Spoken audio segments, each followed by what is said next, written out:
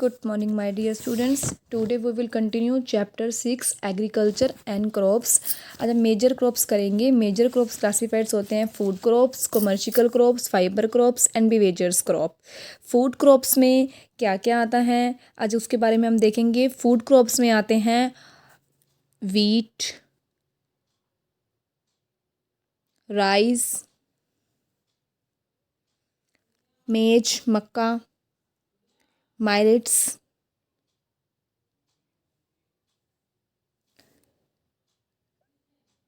तो आज हम इसके बारे में करेंगे मेजर क्रॉप्स. बढ़ती आबादी की ज़रूरतों को पूरा करने के लिए दुनिया भर में कई तरह की फसलें उगाई जाती हैं. कृषि आधारित उद्योगों के लिए फसलें कच्चे माल के रूप में भी काम करती हैं. क्रॉप्स को food crops, commercial crops, fibre crops and बेवेजर क्रॉप्स के रूप में क्लासिफाइड किया जाता है. We will now read about the geographical requirements and world distribution of some major crops.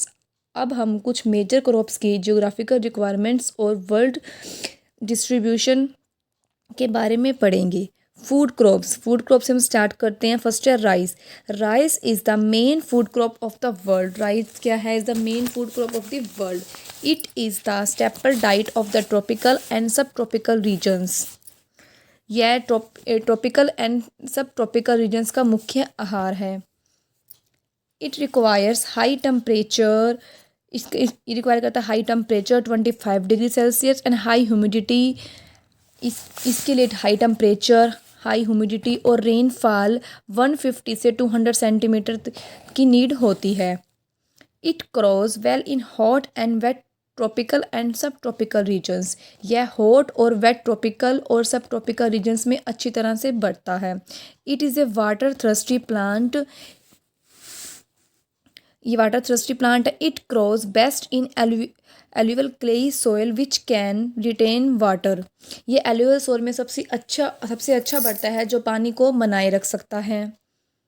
It grows in the fertile river basins and terraced hill slopes. यह उपजाऊ नदी घाटियों और सीढ़ीदार पहाड़ी ढलानों में बढ़ता है.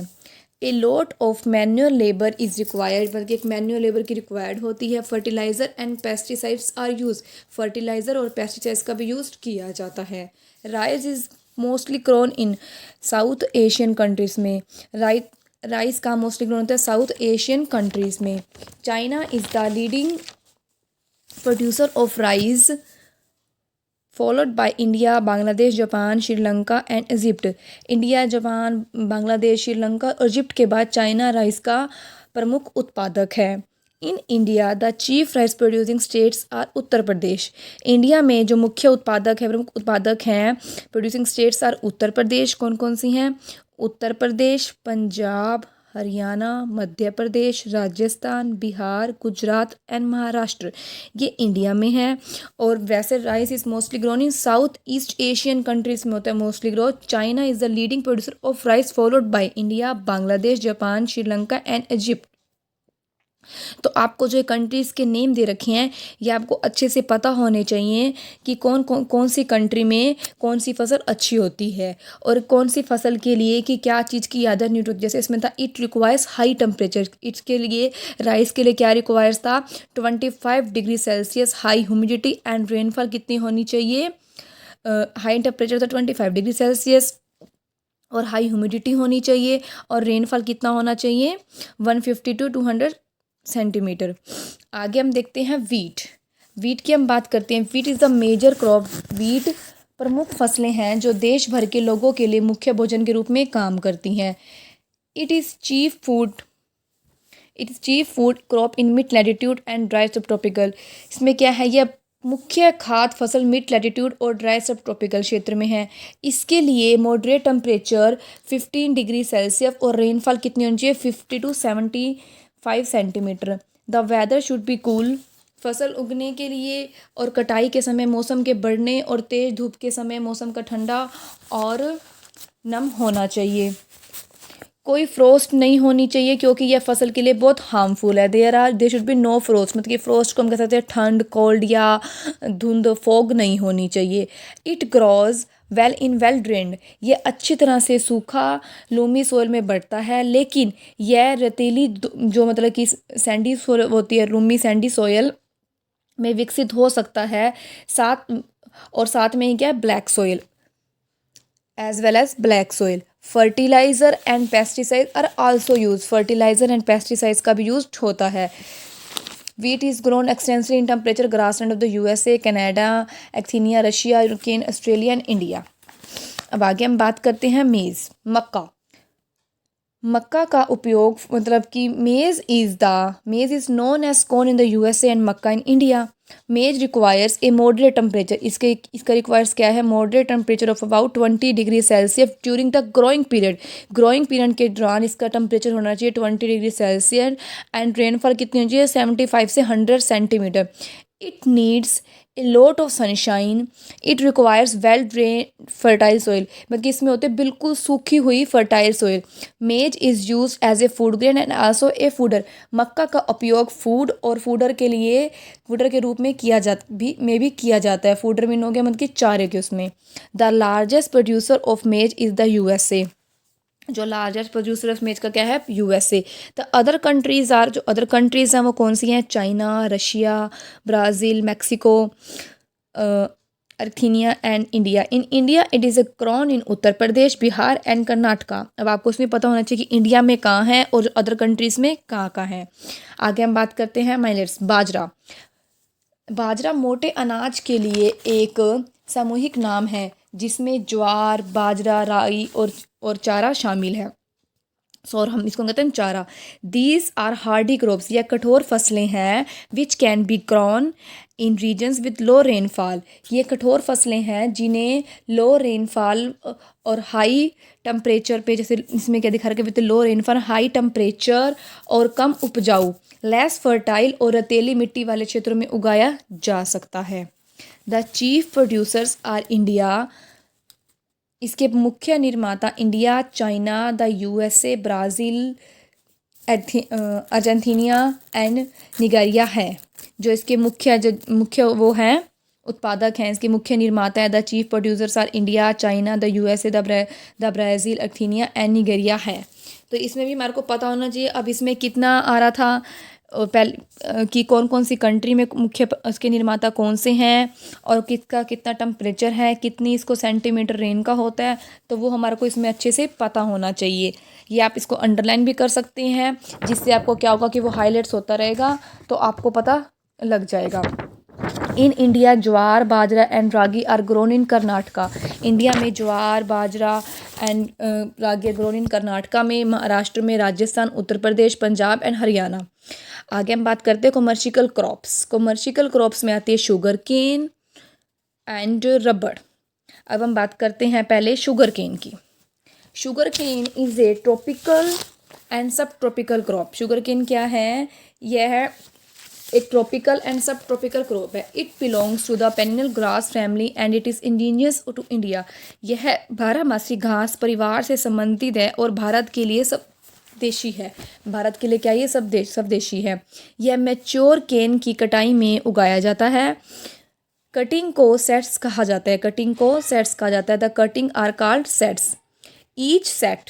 ईच सेट में कम से कम 2 आई बर्ड्स होने चाहिए। Each set should be have at least 2 eye birds.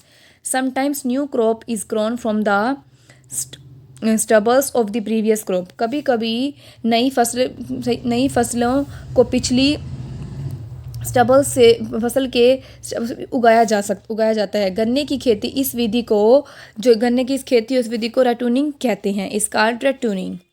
It requires a temperature, अब इसमें आ गया, इसमें टेम्परेचर कितना रिक्वायर है, it requires temperature between 21 degree Celsius, कितना होता है 21 degree Celsius and 27 degree Celsius. Rainfall कितनी होती है इसमें 125 centimetre and a long rainy season. It requires fertile and well drain, requires क्या होती है, fertile and well drain loamy soil, कि बिल्कुल अच्छे से सूखी हुई loamy soil. It is a weather sensitive crop and requires a good supplies of fertilizer and pesticides, यह मौसम के प्रति संवेदनशील फसल है और इसे फर्टिलाइजर और पेस्टिसाइड्स की अच्छी आपूर्ति की आवश्यकता होती है। The plant need almost a year to a mature. ये था हमारा शुगर, उसमें कहते हैं sugar cane is the main source of sugar. It also provides the raw material for manufacturing alcohol. Since sugar has worldwide demand, its cultivation has a great commercial value. इसकी great commercial value होती है. The main sugar cane producing countries are India, Cuba, Brazil, Hawaii, in the USA, Australia, Mexico. ये name आप अच्छे से read कर लेंगे। और इंडिया में कहाँ होती है? India sugar cane is grown in Uttar Pradesh में, महाराष्ट्र में, तमिलनाडु, आंध्र प्रदेश एंड कर्नाटका में। कि इंडिया में कहाँ होती है और इंडिया के अलावा जो अदर कंट्रीज है उसमें कहाँ होती है, ये नेम आपको अच्छे से लर्न करने हैं। नेक्स्ट वन इज रबड़। अब हम बात करते हैं रबड़। रबड़ is an important commercial crop. रबड़ क्या है कि इम्पॉर्टेंट कॉमर्शियल क्रॉप है। नेचुरल रबड़ is collected from the latex of the tree. जो नेचुरल रबर है वो मतलब कि कलेक्ट करी जाती है लेटेक्स ऑफ द ट्री से। It is an indigenous tree of A tropical rain forest of the Amazon basin of from Brazil. ये इट इज़ एन स्वदेशी पेड़ होता है जो tropical rain forest of the Amazon basin of Brazil का। Latex is a white milky liquid which oozes out when the bark is cut. Latex एक white milky liquid होता है जो छाल के कट जाने पर बाहर निकल जाता है। The latex runs into a small cups attach to a tree and collected by the tappers. Latex पेड़ से जुड़े छोटे कपों में निकलता है और टैपर द्वारा कलेक्ट किया जाता है। जैसा मैंने अभी आपको पिक्चर दिखाई थी इसमें वीडियो में कि वो एक साइड में कप लटका हुआ था और वाइट, बिल्कुल वाइट दूधिया तरह से वो बाहर निकल रहा होता है। The method of collecting latex is known as tapping. Latex को इकट्ठा करने की विधि को टैपिंग के रूप में जाना जाता है। Rubber tree can be tap for about 35 years. खींचने वाले पेड़ों को लगभग 35 ईयर्स तक टैप किया जा सकता है। कि क्या है? Rubber trees can be tap for about 35 years. और अब इसमें देखते हैं कि इसमें कितना बताया हुआ है। It requires well heavy and well distributed rainfall 200 centimetre से 300 सेंटीमीटर। इसमें कितनी रिक्वायर्स है?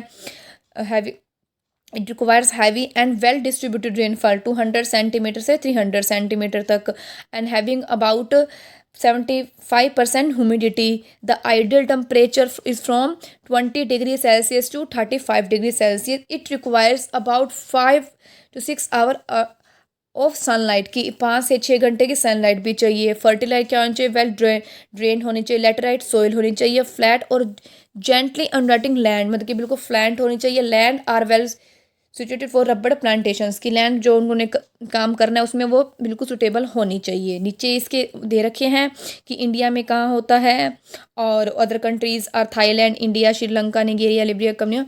तो ये आप उसको अच्छे से रीड कर लेना। Sufficient for today. Okay students, thank you, have a good day.